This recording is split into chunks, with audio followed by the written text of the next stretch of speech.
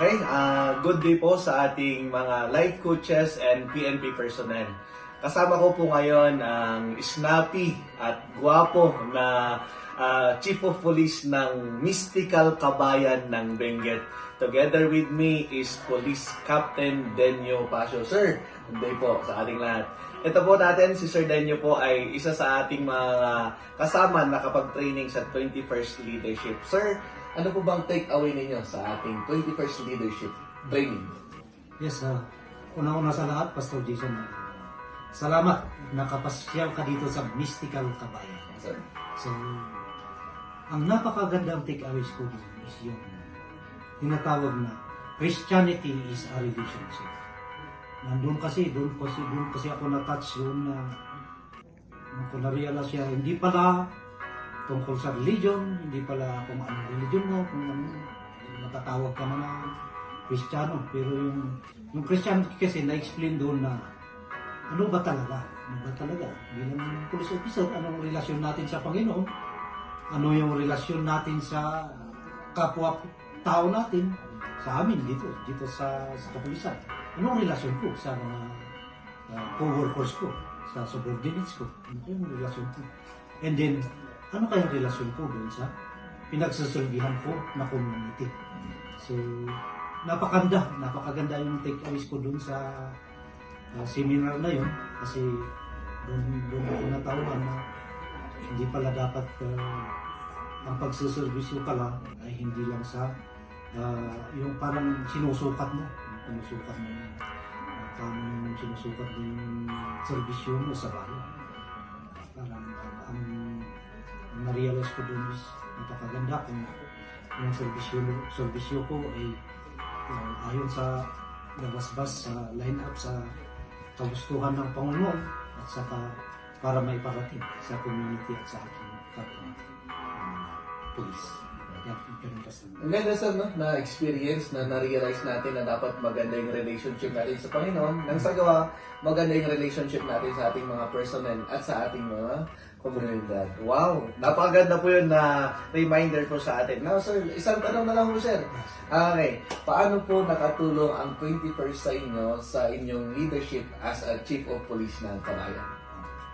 Nakatulong sa akin ang 21st leadership kasi doon ko natutunan kung paano magplano, kung paano ko i-address yung current situation ng kabayan. Unang-una sa lahat is kung paano natin i-plano, kung dapat natin alamin kung ano dapat ang pinanggagalingan ng problema ng isang community. O hindi dapat hindi isang community doon. Dapat punta tayo doon sa pinaka grassroots, yung sa pamilya. Bakit? Dapat tanungin natin kung bakit ano bang problema doon sa pamilya. Bakit may mga bata na nawawala sa landas? Bakit kung minsan nai-involve sila sa nakawan? Mostly kasi dito sa kabayan may nai-involve talaga. Yun ang pinaka-problema dito.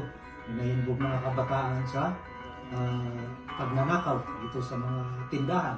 Yun naman mga petty crimes. Pero pag pinabayaan natin kasi yung pastor, parang lalaki na lang yung mga bata na gano'n ang gagawin. So, ang ginagawa namin dito sa kabayan, nagkaroon tayo ng programa na dapat puntahan natin yung pamilya, pasyalan natin, then kausapin natin yung mga magulang, and then magkaroon lang sana ng programa yung LGU na lahat na lang, the whole government approach na lang para ma-address natin yung problema. Si MSWD, si Kapulisan, at si RK, yung Association of Religious Ministers ng Kabayan. May involve ang mga yun, papasyalan natin yung pamilya, doon natin bigyan ng magandang gabay yung pamilya. Wow. Thank you so much sir. No? So, yun dahil nakita natin mga life coaches and personnels na nakapakalaking tulong po sa atin ang 21st Leadership. Now po, ano po yung masasabi nyo or masasabi natin sa mga viewers natin, sir, pagdating po sa kabayan, ano po kung masasabi nyo sa mga motorista, mga gabay po natin, sir? Unang-una sa lahat, gusto kong pasalamatan yung aming mahal na Provincial Director ng Benguet, si Police Colonel Lambert Suerte. Kasi siya ang nag-initiate ng seminar na yun para at least makatulong din sa amin bilang mga COPs. Kasi hopefully na mayroon pang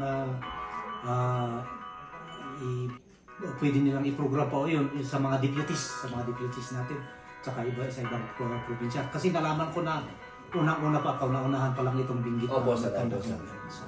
Tungkol naman din sa kababayan natin sa kabayan, sana po, ang mensahe ko lang po, sana po yung nagbibiyahe dito, lalo-lalo na sa mga nagmumotor, may mga motor. Minsan kasi hindi na sila nagsusuot ng safety gears. Alam naman nila dito sa area natin, yung terrain natin, paakyat, pababa. Dapat sana magsuot na sila ng helmet, mga safety gears. Para kung aksidente mang nadulas sila, at least may protection yung mga katawan nila. Yan na po.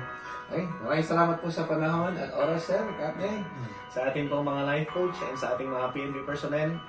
Ating pong pasalamatan at purihan ng Panginoon at salamat sa serbisyo na binibigay at leading po ni Sir Pasio po dito sa Kabayan. God bless us all.